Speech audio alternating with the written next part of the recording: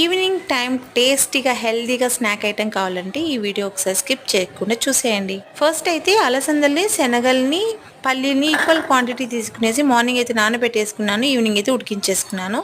ఇలా ఉడికించుకున్నాక మనం గుగ్గుళ్ళు అని అంటాం కదా, ఈ గుగ్గులన్నీ నార్మల్గా అయితే ఆయిల్లో పోపు పెట్టేసి కరివేపాకు, పచ్చిమిర్చి, ఆనియన్ వేపేసి గుగ్గులు వేసి వేపుకుంటాం కదా, 1 డ్రాప్ కూడా ఆయిల్ లేకుండా ఇలా సింపుల్ గా టేస్టీగా ఒకసారి ట్రై చేయండి. సో ఫస్ట్ అయితే ఉడకబెట్టుకుని గుగ్గుల్లో సన్నగా తరుక్కున్న ఆనియన్స్, టొమాటోస్, కొత్తిమీర వేసేసి మామిడికాయ తురుము కూడా వేస్తున్నాను.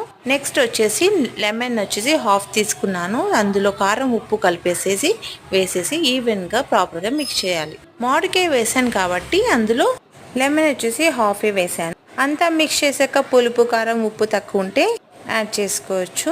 సింపుల్ అండ్ హెల్దీ చాట్ అయితే రెడీ అయిపోయింది. టేస్ట్ అయితే చాలా బాగుంది. అక్కడక్కడ మామిడికాయ తగులు, కొత్తిమీర చాలా బాగుంది. సరే మీరు కూడా ట్రై చేయండి.